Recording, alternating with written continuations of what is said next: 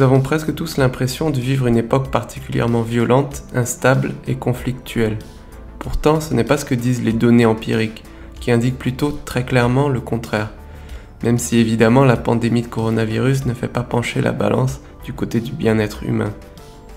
Cet écart entre nos perceptions et les connaissances obtenues, avec des mesures beaucoup plus solides et systématiques, s'explique entre autres par le fait que nous sommes tout simplement pré-câblés pour l'inquiétude et pour le conflit si nécessaire. Mon invité pour cet épisode, Peggy Sastré, explique comment l'hostilité et le conflit, mais aussi la coopération et l'altruisme, fonctionnent chez les humains et les autres animaux, et ce qui permet de prédire et de comprendre ces comportements. Alors bonjour à tous, aujourd'hui je reçois Peggy Sastré, bienvenue à nouveau sur Liberté Académique. Peggy. Tu es journaliste scientifique et traductrice, tu es philosophe de formation, tu as reçu un doctorat en 2011, délivré par l'université de Reims. Le titre de ta thèse c'était Généalogie au pluriel de la morale, perspective nietzschéenne et darwinienne sur l'origine des comportements et des sentiments moraux. Tu es l'auteur de plusieurs ouvrages, notamment Ex Utero, qui a été publié en 2009, La domination masculine n'existe pas, publié en 2015, Comment l'amour empoisonne les femmes en 2018, et le plus récent c'est La haine orpheline, publié plus tôt cette année en 2020, qui va être notre base de discussion aujourd'hui. Donc le livre, La haine orpheline, se propose entre autres d'expliquer pourquoi, dans un monde qui n'a jamais été aussi prospère et pacifique, la plupart des gens ont l'impression de vivre une époque calamiteuse, avec une pauvreté qui exploserait à en croire certains, une criminalité en hausse spectaculaire selon les autres. Et ces perceptions prédatent évidemment la pandémie de coronavirus. Cette négativité n'a pas attendu cette pandémie. Et ces perceptions ne correspondent pas aux tendances statistiques de fond. C'est ce qu'a pu noter également Steven Pinker quand il a publié The Better Angels of Our Nature, où il expliquait que les guerres, la violence ont diminué dans l'histoire récente de l'humanité. Puis ensuite il a publié Enlightenment Now, où il a noté que la santé, l'espérance de vie, les conditions de vie, en termes de confort matériel, de droits fondamentaux, tout ça s'est également nettement amélioré. Mais prendre note, faire remarquer ces évolutions, c'est déjà s'exposer à un flot incessant d'accusations indignées. Enfin, je pense que tu l'as aussi remarqué. Tout à fait. Les gens n'aiment pas, c'est ce que Pinker dit, entre autres, genre les progressistes n'aiment pas le progrès. Non, il y a vraiment un trope, un biais pour la négativité qui est assez, comment dire, enfin, qui est à la fois assez étonnant par rapport aux données factuelles, comme tu rappelais, et que je rappelle rapidement dans mon livre, même si c'est pas complètement ça l'objet, bref. Tu vois, qui montre que le mieux est comment dire indéniable, mais en même temps il y a ce fétiche en fait de plein de gens, de plein d'intellectuels, de plein de gens dans le débat public qui pensent, qui semblent en tout cas penser, parce que je pense que c'est pas complètement conscient, que s'ils sont pas complètement négatifs et en promettant l'apocalypse à chaque coin de rue, ils seront pas, voilà, ils auront moins voilà, d'audience ou de crédit.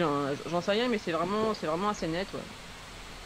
Ouais, ils pensent que ce sera moins sérieux. Enfin, ils pensent qu'il y a une naïveté, que si on fait preuve d'un minimum de sérieux, on va voir qu'il y a des problèmes, et que dire que les choses ont plutôt tendance à s'améliorer, c'est faire preuve d'une grande naïveté. Et ce que tu notes dans le livre, c'est que si nous sommes aussi peu disposés, comme on vient de le dire, à voir que les choses vont mieux, en tout cas pour une nette majorité des gens, c'est que justement nous sommes en quelque sorte pré-câblés pour l'inquiétude et même pour le conflit si nécessaire. Ça, on peut dire que c'est peut-être la thèse centrale du livre. S'inquiéter, se battre, ça permet de défendre activement ses intérêts, ce qui avant le confort moderne en particulier était pour ainsi dire indispensable à la survie. Oui, tout à fait. C'est vrai que c'est ça la thèse centrale du livre, c'est qu'en fait on est voilà, on est biologiquement, enfin de toute façon ça je tire, je tire, c'est ce que je fais dans mon travail Depuis toujours, et je pense pas que j'en changerai, c'est les bases biologiques de nos comportements, pour dire ça de manière très générale. Et effectivement, oui, on est câblé pour le conflit, on est pré-câblé, parce que faut toujours rappeler que c'est pas un déterminisme, c'est pas du tout un déterminisme strict, contrairement à ce que certains détracteurs de cette pensée voudrait faire croire, selon la stratégie et prouver l'épouvantail. Bref, donc c'est pas un déterminisme strict, ce sont des prédispositions, tout se module tout se module par rapport à l'environnement. C'est même l'environnement, en fait, si on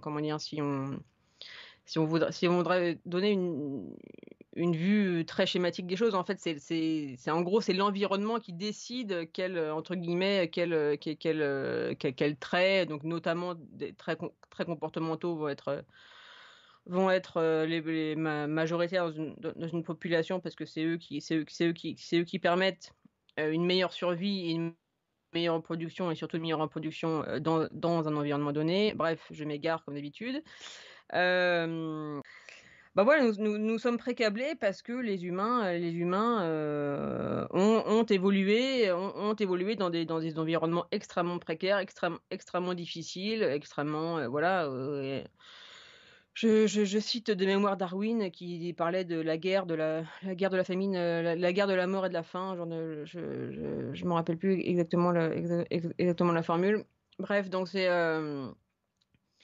ça. Donc les humains se sont développés évolutivement dans ce dans ce genre d'environnement, où effectivement le fait d'être sur ses gardes, le fait de considérer que son congénère est le premier des prédateurs probables, le fait de même bref, donc voilà, cette conflictualité a été très longtemps bénéfique, en fait, et c'est ce qui fait qu'aujourd'hui on est, comme tu disais, précablé pour ce conflit, et que même quand l'environnement se pacifie, enfin devient de moins en moins difficile, on continue comme ça, justement, c'est le titre du livre, donc cette haine orpheline qui tourne de plus en plus de plus en plus à vide.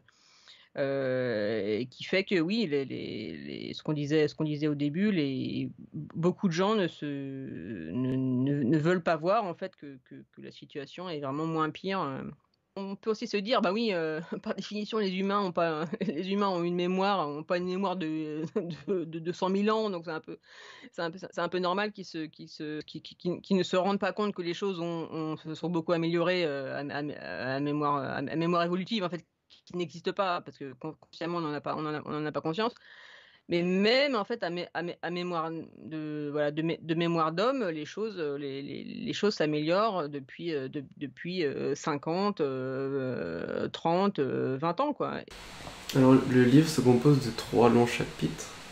Le premier traite des conflits de génération, comme tu les appelles. Tu détailles un certain nombre de conflits et compromis, on va dire, entre parents et enfants, pilotés évidemment en partie importante par les intérêts, en particulier reproductifs, des uns et des autres. Et c'est des conflits qui débutent dès la grossesse. Un long passage sur les conflits entre la mère et l'embryon, le fœtus, pendant la grossesse. Est-ce que tu peux en parler un petit peu? Oui, j'ai voulu, en fait, vraiment accentuer sur le côté, le conflit pendant la grossesse, parce que j'ai l'impression que c'est quelque chose. Enfin, à la fois, j'ai l'impression que c'est quelque chose qui n'est pas beaucoup su, et moi, c'est quelque chose qui me passionne, en fait. On peut avoir, et culturellement et même scientifiquement, on a eu longtemps cette impression que, en fait, comment dire, que la grossesse est une sorte de havre de paix, de havre de paix au milieu du chaos total que la vie humaine, qu'est la vie humaine. Et en fait, pas du tout. Les conflits qu'on continue, c'est même pas qu'ils continuent, j'ai même envie de dire, les conflits commencent là. Il y a toute la première, il y a toute la première période de la grossesse, où, en fait, il y a beaucoup il y a beaucoup de fœtus qui sont expulsés parce qu'ils sont pas, ils sont pas bons. Il y a environ une trentaine, comment dire, on estime qu'il y a environ 30%, comment dire, qu'il y a seulement 30% des fécondations naturelles qui se, comment dire, qui se concrétisent par une grossesse viable. Donc ça veut dire qu'il y a quand même 70% des fécondations voilà, qui ne font pas, qui ne s'enracinent pas. Donc ouais, il y a toute cette première partie. Après, c'est très intéressant, c'est ce que je développe beaucoup mieux que ce que je vais en dire là oralement dans le livre. Comment dire, c'est intéressant que tu parles de compromis, parce que c'est vrai, c'est vraiment ça. Il y a un scientifique, David Gragg, qui parle de tir à la corde, qui fait que c'est un équilibre très comment dire, très précaire, très subtil. En fait, faut tirer assez pour gagner, mais en fait pas tirer trop pour faire tomber tout le monde. Donc en fait tirer assez, c'est entre le fœtus et la mère, enfin entre le fœtus et le corps et le corps de la mère, parce qu'encore une fois faut rappeler que c'est pas du tout des processus conscients. Ça se passe à des niveaux voilà, infraconscients, à des niveaux cellulaires. Donc toute l'histoire de, en fait, tous les 9 mois de la grossesse, c'est cette histoire, voilà, de jeu de force, de rapport de force entre le corps de la mère et le fœtus. Donc comme je disais au début, dans les 3 premiers mois, c'est la mère qui a en gros l'avantage. Donc parce que c'est là où il y a toutes ces expulsions que je citais de fœtus pas viables. Ensuite, le fœtus prend un peu beaucoup de l'avantage d'ailleurs. C'est pour ça que il y a tous les phénomènes de diabète gestationnel. En fait, pour résumer vraiment les choses, le diabète gestationnel, en fait, c'est le fœtus, et notamment via le placenta, parce que le placenta est rempli de gènes paternels, qui incitent le corps de la mère à donner le plus de sucre possible au fœtus, quitte à elle la mettre en danger avec toutes les conséquences qu'on connaît du diabète. Et ensuite, les choses vont dans l'autre sens, parce qu'après la naissance, voilà, quand l'enfant est sorti, c'est la mère qui reprend l'avantage. Et en fait, ça aussi, c'est quelque chose que je voulais développer dans mon livre, parce que j'ai l'impression qu'on n'en parle vraiment pas assez, que dans la première, voilà, statistiquement, les principaux infanticides, ce sont des infanticides maternels. Donc la mère qui tue son enfant, et ça survient dans la première année après la naissance. Même la première journée, si je me rappelle bien. Tout à fait, ouais. T'expliques très en détail ces conflits de grossesse dans le livre.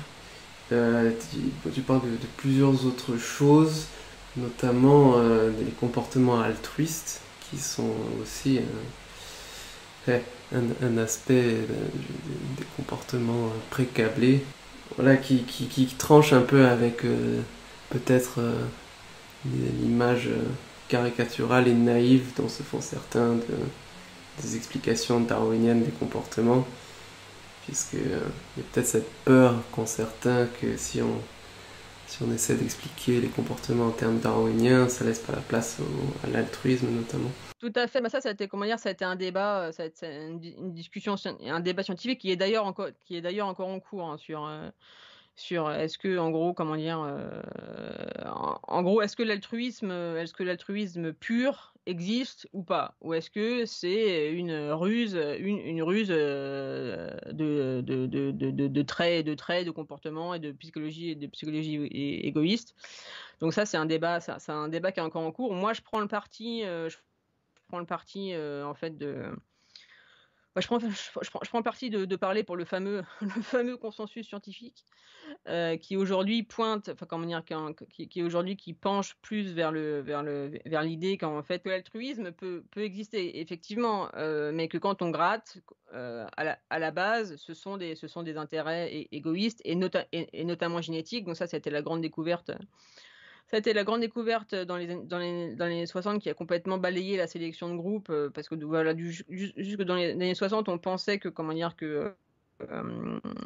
justement l'altruisme pouvait exister au niveau des groupes animaux, et que la sélection passait par les groupes. Et là, il y a Williams qui arrive en 66, je crois, et Hamilton aussi, qui explique, voilà, qui modélise ça mathématiquement, enfin pas seulement mathématiquement, il y a aussi des études, comment dire, il y a aussi des preuves organiques. Sur les espèces justement sociales comme les abeilles et les termites qu'on pourrait justement considérer comme un peu le parangon justement de cette sélection de groupe, parce que tous les individus sont comme des clones, donc c'est logique que la sélection de groupe marche dans ces espèces-là. Mais en fait non, ce que Hamilton et Williams ont montré, c'est que ça passe toujours par les gènes, et ce qui fait que des sœurs, que l'altruisme est toujours une fonction du niveau d'apparenté génétique que tu as avec une personne. Pour un frère, on donne sa vie, mais pour un cousin du troisième degré, on donne qu'un conseil. Ça, je crois que c'est la blague de Edward Osborne Wilson. Je répète que je prends le parti de parler de ce qui est aujourd'hui le consensus scientifique sur ces questions, qui est que ça marche, l'altruisme existe parce que en fait il est la traduction d'intérêts génétiques qui sont à la base égoïstes. D'accord. Et tu en parles aussi dans le livre, mais je pense que là, la porte est grande ouverte à la question comment, dans ce cadre-là, expliquer l'altruisme envers les inconnus, envers les gens qui sont, disons, essentiellement pas apparentés génétiquement. C'est l'altruisme réciproque de Trivers qui montre que dans un environnement donné, dans un relativement fermé, voilà, des sociétés, en fait des sociétés comme elles sont de manière ancestrale, où il y a relativement peu de personnes, en fait. Il y a une sorte de contamination culturelle qui fait que si quelqu'un est altruiste, en fait, il aura une meilleure réputation dans son groupe, etc. Et c'est comme ça aussi que c'est une autre voie de l'altruisme qui est pour le coup effectivement pas génétique. Qui fait que voilà, enfin c'est les calculs que j'ai plus en tête de Trivers, ce qui fait que si tu noies, il calcule par rapport aux chances. Si tu vas sauver quelqu'un qui se noie, les probabilités font que toi, tu as relativement peu de chances, peu de risques de te noyer, mais tu as beaucoup plus de chances de sauver la personne. Et inversement, c'est pas inversement, mais et le fait que tu la sauves fait qu'ensuite tu vas à la fois toi, à la fois toi avoir une meilleure réputation de voilà, t'es la personne qui se sauve, et toi, tu auras aussi plus de chances de ultérieurement, si jamais t'as vraiment pas de bol dans la vie et que tu te retrouves à te noyer, d'être toi-même secouru par quelqu'un d'autre qui aura vu ou l'homme qui a vu l'ours, la réputation aura fait que bah oui, il faut sauver cette personne parce qu'elle a déjà donné. Elle a déjà fait preuve de sa bienveillance, de son altruisme, tout simplement. Mais effectivement, c'est mieux expliqué dans le livre, comme d'habitude, avec moi. Ok, alors, j'espère que les gens achèteront et liront le livre alors. En plusieurs exemplaires. Ouais. Est-ce que tu peux parler aussi de l'hypothèse de Travis Willard et de ses vérifications empiriques? Ah ouais. Ça c'est passionnant. Donc c'est l'hypothèse de Trivers Willard. Donc c'est toujours Robert Trivers, mon chouchou, et Willard, dont je me rappelle malheureusement plus le prénom à l'heure actuelle. Bref, qui montre que le sexe ratio, donc en fait le sexe, tout simplement en fait le sexe des animaux, enfin des individus dans les espèces animales, sont une fonction des conditions écosystémiques dans l'environnement en particulier. Et en gros, pour vraiment résumer ce qu'ils ont trouvé, c'est que quand l'environnement est mauvais, enfin voilà, quand les conditions, quand les conditions sont mauvaises, c'est plus avantageux de faire des filles, hein, parce que comment dire, ça aussi pour comprendre, faut faire un pas en arrière. Comment dire, les sexes, donc les mâles et les femelles, n'ont pas en moyenne les mêmes chances comment dire, de succès reproductif. C'est-à-dire que le succès reproductif des femelles est beaucoup plus stable dans les populations. Voilà, en gros, il y a pas beaucoup de variabilité entre les individus. Alors qu'à l'inverse, chez les mâles, c'est beaucoup plus variable et en gros, tu as une grosse voilà une grosse partie de mâles voilà qui ne se reproduisent pas et une petite partie en gros l'élite reproductive des mâles qui à l'inverse se reproduit à tire-larigot à tire-larigot. Bref, donc voilà sur cette base là qui fait que voilà, on va pas rentrer dans les détails.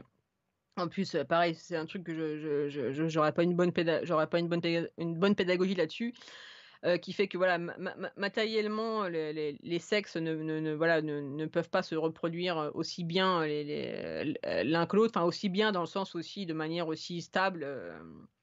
Donc, ce qui fait que dans un environnement qui est difficile, c'est plus avantageux d'avoir des femmes, enfin d'avoir des femelles, parce que en gros, voilà, on a davantage de chances que ces gènes, que ces propres gènes se perpétuent aux générations ultérieures, parce que justement, les femelles ont moins, voilà, chez les femelles, il y a moins de déperdition reproductive.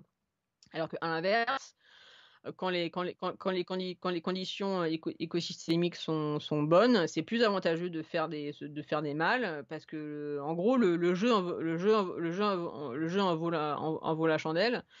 Et donc peut-être que tu auras des fils qui vont rester avec leur bite dans les mains, mais tu auras peut-être d'autres fils qui eux feront 15 enfants et ça sera comment dire, le rapport coût-bénéfice dans des écosystèmes riches, en gros, sera beaucoup plus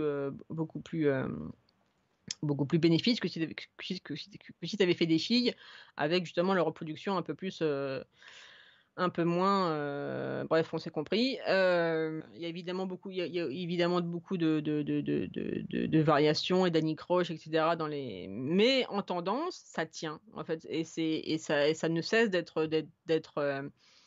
d'être confirmé à un niveau de justement enfin qui est très important en sciences et notamment biologique, à un niveau très conciliant, c'est-à-dire que ça se confirme au niveau cellulaire, ça se confirme au niveau psychologique, ça se confirme au niveau, je sais pas, par exemple, il y avait il y avait une étude justement en lien avec l'effet Trevor-Wheeler qui montrait que les hommes les plus riches, quand tu prenais le Fortune 500 aux États-Unis, les hommes les plus riches avaient plus de fils, plus de petits-fils, plus de arrière-petits-fils. Donc ça confirmait, voilà, ça confirmait la théorie. Donc c'est vraiment, elle est vraiment passionnante. Et ça, pour le coup, c'est quelque chose que je regrette un peu dans mon livre. Je trouve que comment dire, j'y suis passé un peu vite, mais bon, ce sont les aléas. Faut bien faire des choix, des coupes, etc. Et voilà, donc j'aimerais revenir là-dessus parce que voilà, j'en ai pas dit, et j'en ai pas dit le cinquième. Et ça, voilà, et c'est un des trucs. Là, pour le coup, j'en parle dans mon livre, mais un des trucs qui m'a vraiment, qui qui m'a vraiment passionné, c'est au niveau, comment dire, au niveau de la qualité nutritive du lait. En fait, il y a une étude, pardon, pardon pour mes biais racistes inconscients, je ne me rappelle pas exactement du nom de la tribu africaine. Donc ça se passe dans ce grand pays qui est l'Afrique. Euh, euh, voilà, donc c'est une tribu. En fait, donc l'étude montre que quand il y a après une famine, en fait, le lait des femmes est plus riche quand elles ont des filles que quand elles ont des garçons. Et ça, c'est fondamentalement, voilà, c'est fondamentalement l'effet Trevor-Wheeler. Et à l'inverse, quand il y a plus de famine et quand les conditions sont meilleures, quoi, tout simplement. le lait est plus riche en vitamines, vraiment, en bref, en nutriments, quand les femmes ont des garçons que quand elles ont des filles. Et ça, voilà, ça m'a aussi amusé de ça m'a aussi le ça m'a aussi amusé de le noter parce que, bref, un grand truc, un grand truc que j'ai fait, en article,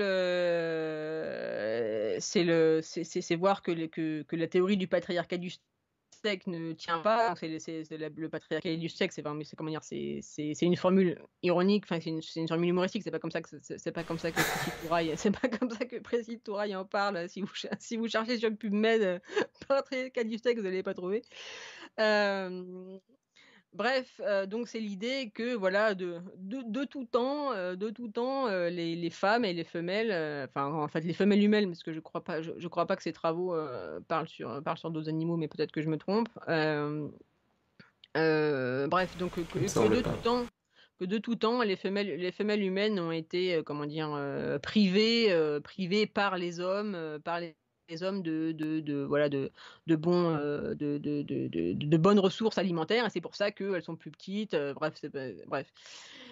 Et en fait, cette histoire avec le lait qui est complètement, en plus, c'est comment dire? C'est le truc, c'est que c'est des processus complètement inconscients. Je veux dire la femme qui allait de son enfant, qui allait de sa fille ou son fils ne choisit pas consciemment que son lait est plus riche en période de famine pour les filles ou plus riche en période de non famine pour les garçons.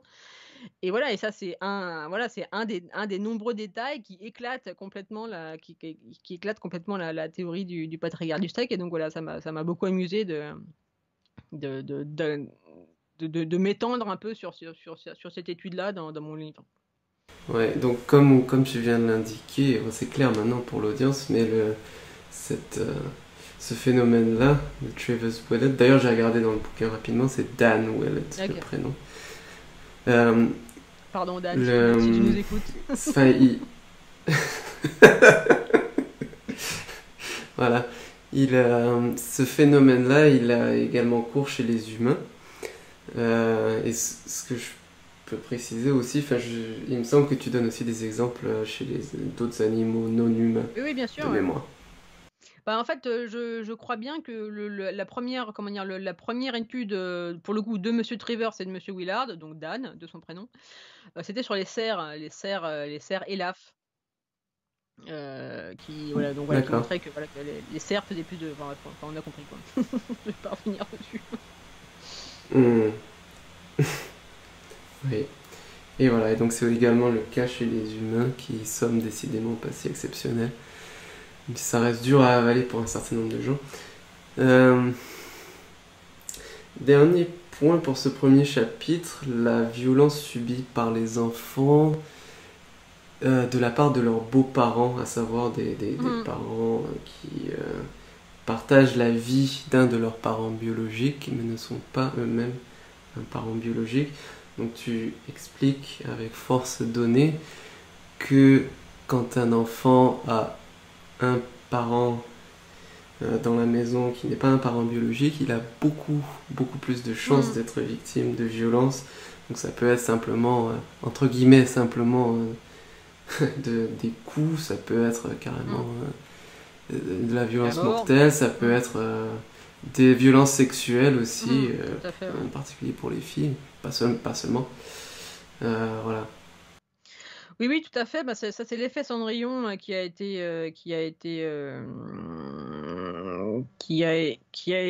été souligné. Non, Wilson et Daly, pardon. Margot Wilson et Martin Daly. Donc à partir des fin des années 70, début des années 80 au Canada. Eux, ils sont canadiens. Voilà, donc ils ont commencé par prendre les registres, voilà, des services sociaux, sur les maltraitances infantiles et ils ont remarqué qu'effectivement, il y avait davantage de maltraitance infantile dans les foyers où il y avait en gros, dans les familles recomposées et donc ils ont tiré de là, voilà, tout un corpus, tout un corpus qui, à ma connaissance, est un je ne t'entends plus. Ah si, c'est bon. Un corpus qui, à ma connaissance, est un des plus riches, un des plus riches voilà, en sciences comportementales sur voilà sur les liens augmentation, comment dire, entre familles recomposées et augmentation des violences à l'encontre des enfants. Et ça, tout à l'heure, quand on parlait encore quand je parlais de conciliance, ça se confirme sur des données historiques. Ils ont remonté jusqu'au XVIIe siècle, je crois. Voilà, c'est vraiment très très solide et effectivement, pareil. Et dans plein de pays différents aussi. Voilà, dans plein Pardon, de je pays, te coupe, mais... aucun problème. Dans plein de pays différents, dans plein de cultures différentes, pareil comment dire, cultures industrialisées ou plus primitives entre guillemets. Oui, ça se confirme, c'est extrêmement solide, en tout cas ma connaissance du, du sujet, qui est forcément mauvaise. Et orientée, et politiquement orientée. Oui, alors ça, on va y revenir. Ouais. Mais... Ne spoilons pas tout. Je vais enfin mhm. faire mon coming out nazi dans ton podcast. Je tiens à l'annoncer à nos auditeurs. Ça va faire très mal. Bref, non. D'accord, ne quittez pas alors. Le second chapitre du livre, il est consacré à la sexualité et aux conflits qui l'accompagnent. Alors tu commences par un rappel, à mon avis important, qui est que même si les narrations en vogue insistent sur l'oppression d'un sexe par l'autre, à savoir les femmes par les hommes, le champ de bataille majeur de la sexualité, c'est bien davantage celui de la compétition intrasexuelle. C'est-à-dire les hommes luttent entre eux et les femmes entre elles pour s'assurer le succès amoureux et reproductif. Tout à fait, oui. Et pour le coup, j'ai fait le choix de me concentrer dans ce second chapitre sur la compétition intrasexuelle féminine, donc voilà, la compétition, la guerre du sexe, comme j'appelle mon chapitre, entre femelles et entre femmes, donc entre femelles animales et entre femmes humaines. Bref, parce que oui, je considère que, enfin. Pareil, j'ai l'impression en fait que c'est un sujet qui est pas voilà, qui est à la fois pas bien connu et qui est beaucoup moins documenté que voilà, le fait que voilà, les hommes se fassent la guerre pour les beaux yeux d'une femme. C'est aussi vieux, c'est aussi vieux que la guerre de Troie, donc c'est quelque chose qui est dans l'inconscient collectif relativement plus su. Donc voilà, j'ai expressément choisi de balayer très rapidement la compétition masculine et de me concentrer sur la compétition féminine. Voilà, donc comme on appelle ça, une transition avec la première partie, dans le sens où la compétition féminine aussi se manifeste, notamment justement dans les conflits de génération entre femmes. Et ça, c'est très, comment dire, c'est assez c'est assez manifeste dans des sujets dont on parle en ce moment, peut-être pas aujourd'hui, parce qu'avec la pandémie tout a un peu balayé, bref, mais dont on parlait en tout cas il y a pas si longtemps, de tous les trucs, comment dire, je sais pas, les filles en mini-jupe sur le Tour de France, les grid girls sur les circuits automobiles, voilà, toutes ces histoires où il y a beaucoup de féministes, enfin en tout cas, je sais pas si elles sont beaucoup, mais en tout cas sont brillantes, qui disent que voilà, faut arrêter, que c'est sexiste, blablabla. Mais on voit dans ces histoires-là, on voit très bien que c'est en fait c'est un conflit de génération entre femmes. C'est que souvent les filles qui font voilà, qui sont animatrices, moi je sais pas comment on appelle ça, c'est pas le terme animatrice, bref, on se comprend. Hôtesses, voilà, hôtesses sont en général plus jeunes que celles qui leur disent, en gros, que celles qui leur disent en gros allez pointer au chômage parce que votre métier n'est pas digne. Donc voilà, je voulais juste dire ça, qu'il y avait aussi une transition avec la génération de la première partie. Voilà. Tu pourras expliquer un peu plus certains aspects des conflits entre femmes. D'abord, on peut dire, une fois n'est pas coutume peut-être sur ce podcast, et de ta part, pas forcément non plus, que tu mentionnes l'apport des femmes chercheuses. Alors ça ne veut pas dire que sur le podcast on n'a pas l'habitude de mentionner l'apport des femmes chercheuses, mais disons que c'est... certains seraient tentés d'y voir un certain argument pour les épistémologies situées. Alors ça se débat, mais en tout cas, tu mentionnes l'apport des femmes chercheuses lorsqu'elles ont commencé à être mieux admises dans les labos de recherche dans les années 60-70. Elles se sont intéressées entre autres au conflit entre femelles qui avait été un peu escamoté en fait jusque-là. Tout à fait escamoté parce que, et ça c'est une des grosses erreurs de Darwin. C'est une des grosses erreurs de Darwin qui disait en gros que la compétition, enfin il était pas non plus il était pas complètement débile ce vieux. Il voyait bien que la compétition féminine et la compétition femelle existait, mais comment dire, il présentait ça comme en gros une version atténuée, une version atténuée et même dégradée de la compétition masculine. Et justement ce que tu citais, l'apport, enfin comment dire, l'arrivée des femmes dans la recherche dans les années 60-70 ont fait qu'elles ont vraiment remis ça la tête à l'envers en montrant que non, la compétition, comment dire, qu'il y a des traits dans la compétition féminine qui sont vraiment très spécifiques et qui ne sont pas que voilà une version atténuée ou dégradée de la masculine. Et ça c'est oui en fait c'est comment dire, c'est le féminisme darwinien qui fonde la base historico-scientifique de ce que j'ai appelé l'évo-féminisme dans mes précédents bouquins. C'est tous les travaux de Sarah Blaffer-Hardy, Patricia Gowati, ce genre de personnes qui comment dire, qui sont arrivés en science avec des comment dire, des perspectives, des perspectives féministes, mais complètement, comment formuler ça, l'apport de leur féminisme a permis de faire une meilleure science en fait.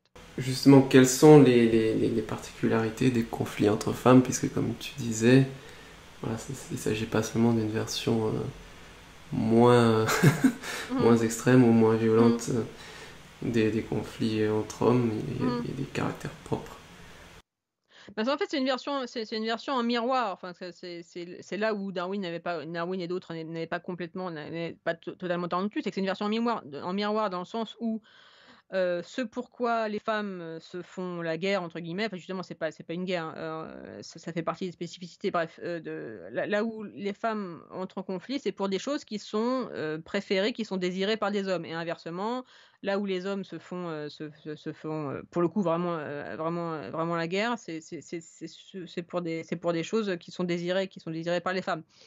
Donc voilà, pour donner des exemples précis. Les femmes se tirent la bourre pour en gros obtenir davantage de ressources matérielles, de statut, en fait de choses qui sont, comment dire, de choses qui sont bénéfiques pour leur succès reproductif à elles.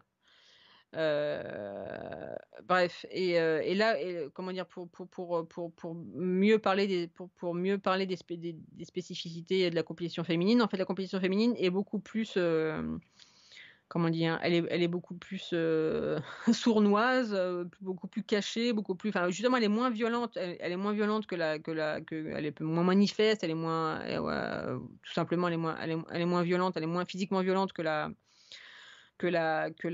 compétition masculine, mais moi je trouve qu'elle est plus sournoise. Enfin, comment dire, sournoise, c'est un terme, comment dire, c'est un terme qui est quand même marqué moralement, mais moi je dirais qu'elle est plus intelligente, elle est plus intelligente, elle est plus discrète, et puis en fait elle est plus efficace. C'est-à-dire que les femmes vont beaucoup plus, vont davantage passer par tout ce qui est les ragots, tout ce qui est l'agression, comment dire, l'agression indirecte, c'est-à-dire qu'en gros elles vont se protéger, elles vont pas en fait elles vont pas se mettre les mains dans le cambouis, mais elles vont chercher des alliés pour en gros faire leur basse besogne. Et ça, c'est quelque chose, voilà, c'est quelque chose qui a été et qui est encore, voilà, j'oserais le lire que c'est une des comment dire? Qui fait la supériorité, des femmes, enfin des femelles, des femelles qui fait que voilà, s'il y a cette intelligence qui fait que, voilà, en gros, elles vont pas, voilà, elles vont pas elles-mêmes se mettre elles vont comment dire? Il y a vraiment une super balance, en fait, je trouve, entre les bénéfices et les risques. En fait, pour un risque minimum, elles vont avoir des bénéfices maximum. Et alors que ça, les mâles, n'ont encore pas compris. Voilà, c'est qu'ils ont pas compris parce que pour le coup, c'est évidemment pas conscient et tout, mais c'est sûr que quand on voit en fait, la force brute de la compétition masculine, on se dit: «Eh les mecs, les connexions ne se font pas, hein». Et alors, est-ce que, ouais, comment, enfin, est-ce que tu peux donner un peu plus de détails? Bah, il y a tout voilà, bah, je peux m'arrêter comme je fais dans le livre sur tout ce qui est les ragots, comment dire? Atteindre des compétitrices, atteindre des concurrentes en voilà, en sapant leur réputation, bah, il y a tous les trucs par exemple, on parle beaucoup du harcèlement en ligne, que, oh là là, le harcèlement en ligne, c'est une question, une question de sexisme parce que ce sont les femmes, ce sont les femmes qui se font, en gros traiter de putes, de salopes et de voilà, ce qu'on appelait dans le temps les femmes de mauvaise vie, effectivement, mais en fait, ce qu'on dit pas et ce qu'on peut-être on sait pas, c'est que la majorité de ces insultes, la majorité de ces attaques viennent de femmes ou de jeunes femmes, elles-mêmes, quoi et donc voilà, ce côté compétition intrasexe est très manifeste dans ce genre de phénomène. Pareil pour le harcèlement scolaire. Le harcèlement scolaire, c'est un phénomène qui est très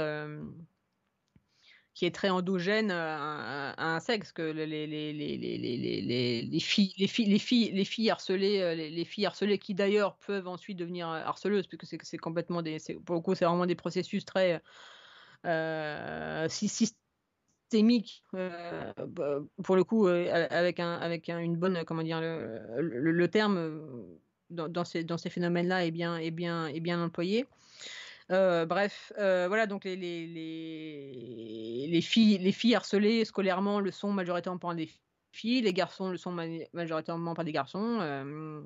Il y a aussi quelque chose dont on peut parler, il me semble pas que tu insistes beaucoup là-dessus dans le livre, mais c'est aussi quelque chose qui peut éclairer le fait qu'effectivement les conflits intrasexuels masculins sont moins subtils, plus violents et donc plus risqués que ceux des femmes. C'est l'anisogamie, qui est un des fondements des sciences Mm.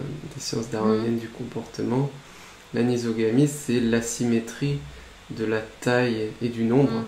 surtout, de chromosomes entre les deux sexes, et ça a un nombre colossal de conséquences Non, pas les sur les comportements chromosomes, c'est pas sexuels. les chromosomes, c'est qu'en fait c'est l'anisogamy. Non, pardon, les Oui, voilà. gamètes, les gamètes. L'anisogamy, c'est la différence, c'est à la fois la différence de taille, de nombre, de mobilité, de réquisite énergétique entre les gamètes, donc en gros entre les ovules et les spermatozoïdes. Et ça, oui, c'est la base, Voilà. comme tu dis, c'est la base en fait, c'est la base de la sélection sexuelle, c'est la base de tout ce qui est, voilà, euh, bah, en fait, en fait, tout le domaine de recherche sur les différences comportementales entre mâles et femelles part de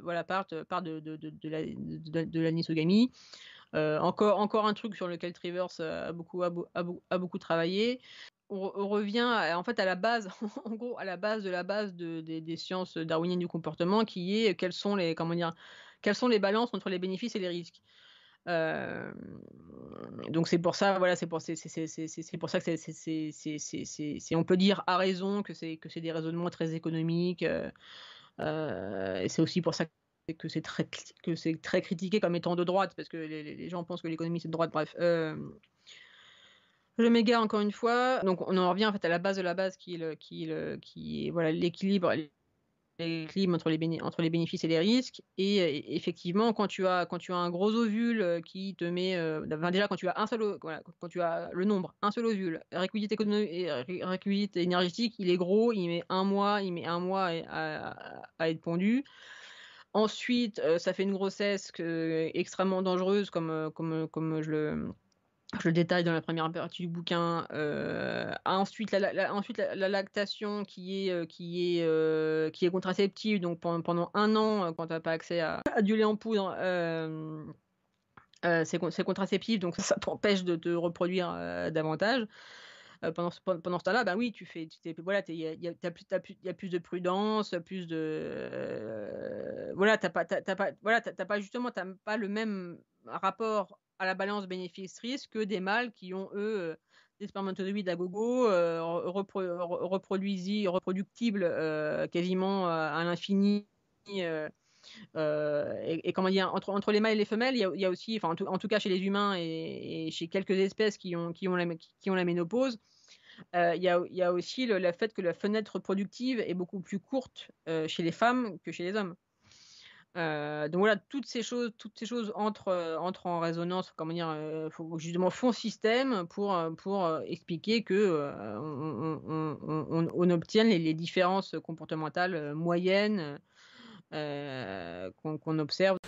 Voilà, alors on peut parler du dernier chapitre du livre qui concerne les conflits politiques. Euh, alors ce trait d'union ci, semble s'être exacerbé ces derniers temps. Alors j'insiste bien sur le mot semble. Il semble s'être exacerbé ces derniers temps, notamment via les réseaux sociaux, même si justement les données à ce sujet ne peignent pas un tableau tellement univoque en fait. Je sais pas si tu connais mieux les données disponibles sur la question. Est-ce que c'est clair et net que les choses se sont exacerbées, que la polarisation a vraiment augmenté, ou est-ce que c'est un effet de loupe qui est perçu par ceux qui perdent trop de temps sur Twitter? Pour le coup, m'a l'air, en tout cas, de ce que je connais, de la littérature scientifique, m'a l'air quand même assez manifeste, notamment aux États-Unis, qui sont, à ma connaissance, le pays le plus polarisé du monde, qui fait comment dire que la polarisation politique n'est pas uniquement une polarisation d'opinion. C'est que les républicains n'habitent pas dans les mêmes quartiers que les démocrates, ils lisent pas les mêmes journaux, ils fréquentent pas les mêmes lieux de culte. En gros, comment dire, c'est la grande division, le Great Divide, qui est analysé depuis comme maintenant un paquet décennies aux États-Unis, et qui ne fait que s'aggraver. Non, pour le coup, la polarisation est assez manifeste. Après, comment dire, le problème, pour parler d'autres pays et notamment de la France, c'est que les études en fait n'existent, enfin comment dire, sont beaucoup moins bonnes, et ça, c'est un sujet, pour le coup, ça pourrait faire l'objet d'un autre podcast. C'est cette espèce de malédiction statistique française qui fait que voilà, les phénomènes sont beaucoup, comment dire, enfin, on a beaucoup moins de données quantitatives sur les phénomènes en France qu'aux États-Unis. Donc souvent, voilà, on est critiqué dans le sens où on dit oui, bah voilà, vous avez encore cité une étude américaine, c'est la blague, genre selon une étude américaine, blablabla, mais voilà, les Français, faites les études, quoi. Au lieu de vous plaindre que c'est que des études américaines, faites-les, faites-en des biens, faites-en justement comment dire, des concordantes, des conciliantes, en France, j'ai l'impression que chaque chercheur dans son labo a sa méthode, et je sais pas, c'est un peu comme, c'est un peu comme à l'école, il met sa main pour pas que les autres copient. Moi, bah, moi, en tant que journaliste scientifique, je suis comment dire, souvent ébahi, même si effectivement, depuis quelques années, ça s'améliore. Bref, la différence de rapport que j'ai avec les scientifiques, en fait, quand je les contacte pour leur demander des études ou des précisions, etc., les Américains, mais même si c'est des voilà, c'est des super cadors de je sais pas, de Yale, Harvard, enfin bref, voilà, des prix Nobel, enfin moi, ils me répondent, à la fois très vite et très, de manière très généreuse. Voilà, ils me filent, ils me filent les études, des questions, des réponses à des questions si j'en ai et cetera. Alors qu'en France, j'ai la majorité du temps, j'ai pas de réponse et des fois j'ai des réponses, c'est genre: «Vous êtes qui? Vous êtes qui? Vous travaillez pour qui? Ça va être exploité dans quoi?» Et après voilà et après quand tu passes cette barrière, il y a genre, je sais pas, je dis n'importe quoi, il y a genre 5 des chercheurs qui répondent à mes questions et qui me filent des études, quoi. Et Hmm. voilà, c'est tout pareil, ça c'est tout un système qui fait que, bref. Oui, oui, non, non, mais pour la polarisation, non, non, je pense contrairement à toi que c'est un phénomène, pour le coup vraiment à la fois réel et qui s'aggrave, ces dernières années, quoi. D'accord. Je dis pas que c'est pas Mmh. le cas, hein, je dis juste que la dernière fois que j'avais fait le point, la dernière fois que j'étais tombé sur des gens qui essayaient de faire Mmh. le point un peu sur Twitter à propos des différentes données, d'après eux, c'était pas complètement univoque. J'ai pas trop de mal à croire en tout cas que les choses se sont Non, non et puis vraiment après c'est ce que polarisées. après, comment dire? Je prétends pas avoir une vision, globale qui peut l'avoir, mais en tout cas les gens sur lesquels je travaille et avec qui je travaille, montrent que en gros, comment dire? Il y a eu une évolution des discussions politiques. Ça a commencé dans les années 60-70 où en fait on est passé de conflits d'intérêts à des conflits de valeurs et en fait les conflits d'intérêts, C'est ça. voilà, les conflits d'intérêts, tu peux toujours, voilà, tu peux toujours trouver des compromis. Tu peux toujours dire: «Bah, je te donne ça, tu me donnes ça, bah, là, voilà, on s'arrange» et bref et justement, il y a une gestion du conflit par le compromis. Alors que quand tu es dans un conflit de valeurs, en gros, voilà, je sais pas, tu as l'impression en fait, d'avoir à traiter avec des extraterrestres, avec des ennemis ou avec donc tu es beaucoup moins enclin, à justement à gérer, comment dire? À régler tes conflits que quand tu es sur un que tu que quand tu sur un point de vue intérêt, quoi. Et ça oui, ça se Ouais. Puis quand c'est un conflit de valeurs, tu as aussi l'impression d'avoir le sort du monde bien entre tes sûr, bien mains, sûr, alors bien que sûr c'est un conflit voilà d'intérêt, et c'est tout et moins tout le cas. ce que je disais avec les ennemis, tu as tout le comment dire? Tout le monde aujourd'hui, enfin dans tous les camps et cetera, quand tu vois les gens parler et cetera, enfin bref, tu vois qu'ils chacun a un esprit d'assiégé, hein, en fait. Chacun se dit, «Bah, si je donne ça, beh, voilà, ils vont rentrer dans ma citadelle, ils vont tous me tuer, et ils vont tous nous tuer» et cetera. Il y a cette, comment dire? Il y a cette pression, très pour le coup, tu très psychologique et c'est ce que je montre dans la dernière partie qui est pareil, très ancestrale et cetera, qui fait que voilà, les conflits sont de plus en plus difficilement, gérables, en fait. Voilà, dans une espèce de logique de destruction totale, de jeu à somme nulle qui fait que, en gros, le conflit est résolu quand ton adversaire n'existe plus.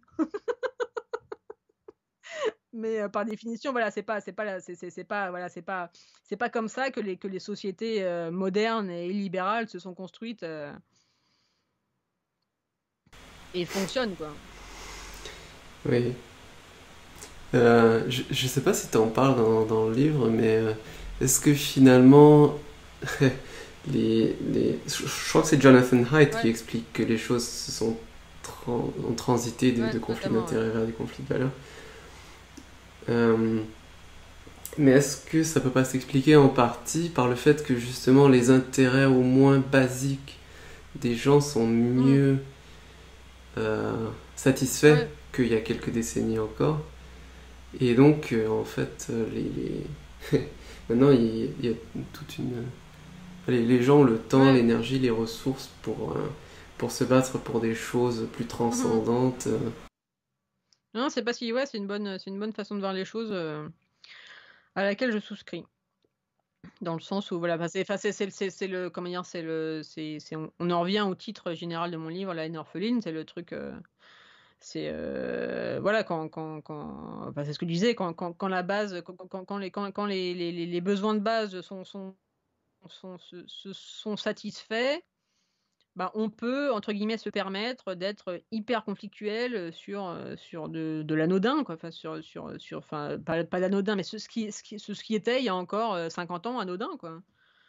Et justement, superflu et luxueux, et cetera. C'est vraiment très intéressant, voilà, de voir ça, comment dire, de voir comment ce que tu dis se manifeste, quoi. Ouais. Ça recoupe aussi, il me semble que c'est un gars, c'est Rob Mmh. Henderson, je pense, qui parle des Ouais. luxury beliefs, des croyances Mmh. de luxe en fait, qui d'après lui sont adoptées par une certaine partie de la classe Mmh. intellectuelle, euh, entre autres parce que effectivement c'est des croyances Bah, c'est la sophistiquées, ça c'est la recoupe un peu aussi. distinction, quoi. Là, on en revient, Oui, du banlieue à du banlieue de base. voilà. Comment tu fais pour te distinguer de la plèbe? Et quand Hmm, effectivement, ce que tu disais, comment dire, le fait que les sociétés ont progressé et donc les besoins matériels sont assez bien satisfaits pour tout le monde, bah, il te reste, voilà, qu'est-ce qui te reste pour te distinguer? Et bah, il te reste les croyances. Voilà, voilà, quand un pauvre peut se mettre à un gueuleton, comme toi, enfin, c'est plus voilà, c'est plus là-dessus que tu vas avoir ta distinction, quoi. il y a aussi je pense, je pense qu'il y a aussi une, ouais, je pense que tu seras complètement d'accord. Enfin, il y a aussi des tendances nettes, quoi, des tendances psychologiques. C'est pas seulement une sorte de volonté de se Mmh. distinguer qui prédit ses croyances, l'adhésion à ces croyances-là. Il y a aussi voilà, des tendances psychologiques qui fait qu'il y a des narrations qui vont être Bien sûr, séduisantes pour certaines personnalités. Et, euh, et on en arrive à des situations où, comme le disait Orwell, il y a des croyances tellement absurdes que seuls les tout intellectuels à peuvent fait, y ouais. croire. Non, non, mais en ce moment, depuis quelques mois, j'ai comment dire? Bah, en fait, j'ai découvert, genre, faut bien faire des découvertes à tous âges, qu'il y a beaucoup de philosophes qui employaient le terme rationalisme de manière négative. Dans le sens, comment dire? Que le rationalisme, bah, en gros, c'est se faire des idées, voilà, c'est se faire des c'est le rationalisme dans le sens de la ratiocination, quoi. Tu te fais des histoires dans ta tête, et cetera, complètement, séparées de la réalité. Et là-dessus, voilà, Ouais, là-dessus, je tire le fil depuis quelques mois, et comme tu dis, je vois ça, enfin, après, c'est, comment dire? C'est le biais voiture rouge. Quand tu achètes une voiture rouge, tu la vois partout sur la route, évidemment, comme je suis focalisé là-dessus, je le vois partout. Mais voilà, voilà, cette histoire de rationalisme de manière négative, voilà, des gens qui se font, voilà, des trucs dans leur tête qui sont complètement, qui et c'est très exponentiel comme processus. Quand tu commences, c'est vrai que c'est très satisfaisant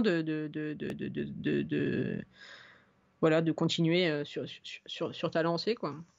Et comme disait Orwell, aussi, je crois que c'est Orwell qui disait qu'en fait, voilà, quand tu parti dans ce genre, en gros, dans ce genre de délire, pour te dépasser, comment dire?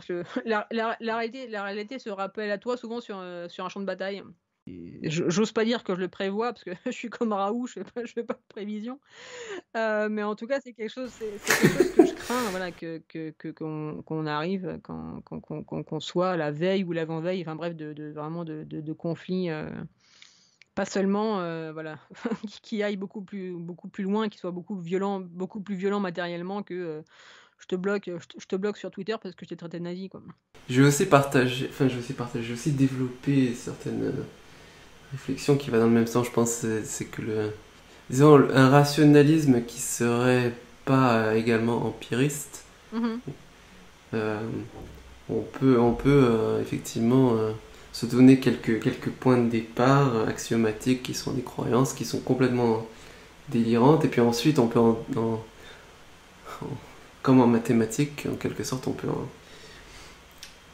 trouver toutes les conclusions intéressantes et non triviales à partir de ces axiomes-là, mais comme les axiomes de base étaient complètement délirants, ben on se retrouve avec plein de choses qui paraissent géniales, mais qui en réalité sont assez déconnectées des données empiriques. Alors, pour revenir un peu plus à ce que tu racontes dans le livre, tu parles encore une fois des fondements biologiques des conflits politiques, de la tendance humaine à créer des coalitions et à faire usage de violence envers les autres coalitions. Et c'est un phénomène qui concerne et intéresse en particulier les jeunes mâles, les jeunes hommes en l'occurrence, plutôt défavorisés ou en position de faiblesse, ou en tout cas aux perspectives reproductives peu reluisantes. Oui, mais ça se voit. Enfin, je pars dans ce chapitre-là, je pars de la politique du chimpanzé de France de Waal. Ça se voit dans les conflits. Comment dire, en fait, dans ce qu'on appelle, enfin, comment dire, les lynchages entre chimpanzés et les guerres. Enfin, on a même parlé, enfin, on a même parlé de guerres de chimpanzés, les guerres de Gombe, etc. Parce que ça dure sur plusieurs années. Que les interactions sont d'autant plus violentes. Enfin, on en revient toujours à la base. Les risques, comment dire, tu prends d'autant plus de risques que tu vas avoir d'autant plus de bénéfices à prendre ces risques-là. Donc bref, que les lynchages entre chimpanzés sont d'autant plus violents que, en gros, les agresseurs, enfin les chimpanzés qui gagnent, vont obtenir des territoires, de la nourriture, etc. Il y a aussi il y a aussi un rapport numérique qui est très basique et pour le coup qui est vraiment évident et qu'on voit aujourd'hui dans les rixes, dans les bastons humaines, etc. Qu'il y a beaucoup plus de risques de te faire, du point de vue de la victime, de te faire lyncher quand tu es un pauvre chimpanzé qui se promène, qui se promène et qui tombe sur 4, 5, 6. Enfin, j'en parle, je crois, dans le bouquin. Il y a un ratio assez qui a été mathématisé, qui fait que voilà, t'as pas de chance, t'as pas de chance de t'en sortir si tu tombes sur comment dire d'autres chimpanzés qui sont en supériorité numérique par rapport à toi. Je ne sais pas pourquoi je disais ça. Si, ben on parlait des Oui, jeunes voilà, mâles et de leur je disais, voilà, que participation. j'ouvrais mon chapitre là-dessus, sur la politique du chimpanzé de France de Waal et sur tout ce qui a été confirmé depuis, parce que le bouquin commence à être assez vieux. Oui, ce qui a été dans ce sens-là, ce qui a été aussi montré, c'est que c'est pas du tout, comment dire, parce qu'il y a pas mal, il y a pas mal de critiques de ces champs de recherche là qui disent ah bah vous pouvez pas, comment dire, vous pouvez, en gros vous pouvez pas dire que la violence est entre guillemets naturelle parce que comment dire, ces groupes de chimpanzés qui sont analysés sont trop proches des hommes. Voilà, en gros les hommes les ont pollués avec leur Ah oui. avec leur vice. On en revient toujours au mythe du bon sauvage, et en fait pas du tout, ça ne tient pas. Voilà, Ouais. les calculs sont pas bons. Et ça ne tient pas. Et bref, cette conflictualité, enfin c'est pas tant cette conflictualité, c'est justement cette tribalité se voit aussi très tôt dans le développement humain. C'est-à-dire que tu mets des petits enfants, enfin tu fais une expérience de psychologie sociale avec des petits enfants, tu leur mets un t-shirt rouge, un t-shirt bleu, et ils vont spontanément, alors qu'ils se connaissent pas. Enfin après ça a été fait sur des adultes aussi. Enfin bref, alors qu'ils se connaissent pas, ils vont spontanément dire comment dire, avoir cet effet tribu de suffit de mettre un t-shirt rouge à des gens pour que et à l'inverse bleu à d'autres pour se dire oui les rouges voilà on a des voilà tout le phénomène de tribalisation qui se manifeste, qui fait que nous on est meilleurs, on est plus honnête, etc. Eux, enfin tout ce qu'on appelle les biais endogroupes, les biais exogroupes, les bleus, voilà, les bleus ils sont malhonnêtes, ils sont méchants, blablabla, alors que nous on est tout ça, et ça c'est super intéressant parce que ça se déclenche hyper tôt dans la vie, même au niveau du développement du cerveau, quoi. C'est des trucs qui sont vraiment très très primitifs, quoi. Et la langue aussi, ça c'est un truc que j'ai beaucoup apprécié, trouver ça, j'ai beaucoup apprécié tomber là-dessus au cours de mes recherches, et que contrairement à ce qu'on peut penser spontanément, et notamment aujourd'hui avec tout l'essor le renouveau des discours antiracistes, etc. En fait, la couleur de peau est beaucoup moins, et un marqueur tribal beaucoup moins fort que l'accent ou la langue. Et ça s'explique, évolutivement, c'est assez logique dans le sens où les brassages de populations physiquement très différentes sont relativement récentes dans l'histoire de l'humain, dans l'histoire de l'humain, alors que des marqueurs plus subtils d'appartenance tribale, qui sont par exemple les accents. T'as la même langue, mais t'as pas le même accent. Sont beaucoup plus vecteurs de conflits que l'est la couleur de peau ou d'autres marqueurs ethniques plus plus forts, quoi. Pour finir sur cette histoire de langue, je détaille une étude. Selon mon cherry picking légendaire, je détaille une étude sur en fait sur des gamins américains, mais de 3 ans, vraiment petits, qui montrent qu'en fait les gamins ont davantage tendance à se considérer copains avec un autre enfant qui parle comme lui, voilà, qui a la même langue, le même accent, etc.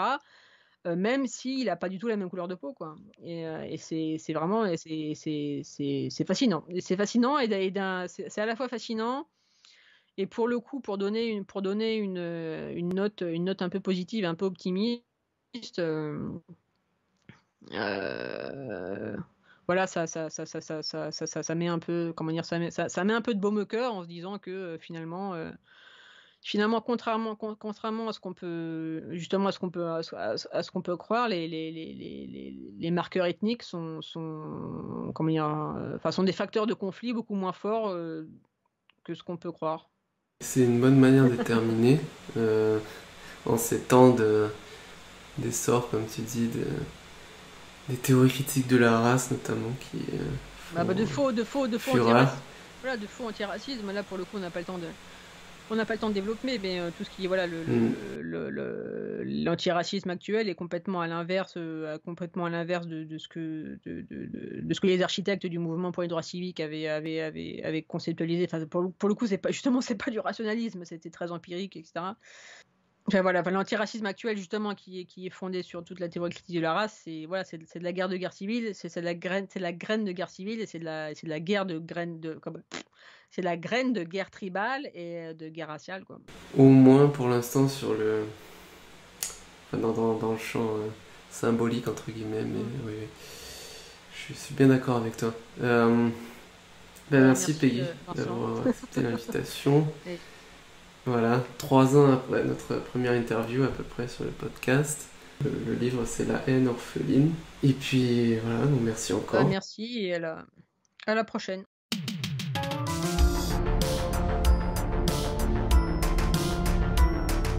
Merci d'avoir écouté Liberté Académique. Nous sommes un podcast science, esprit critique et liberté. Nous interviewons des chercheurs, enseignants et auteurs ayant des idées intéressantes et qui défendent la pensée libre, rationnelle et empirique. Nous luttons à notre niveau contre un certain anti-intellectualisme d'une partie de la classe intellectuelle. Nos interviews se font en français ou en anglais. Vous pouvez retrouver tous les épisodes de Liberté Académique sur YouTube et sur SoundCloud, ainsi que sur les principales plateformes de podcasting comme iTunes, Stitcher et plusieurs autres encore. Liberté Académique est également présent sur Twitter @acadfreedom et sur Facebook.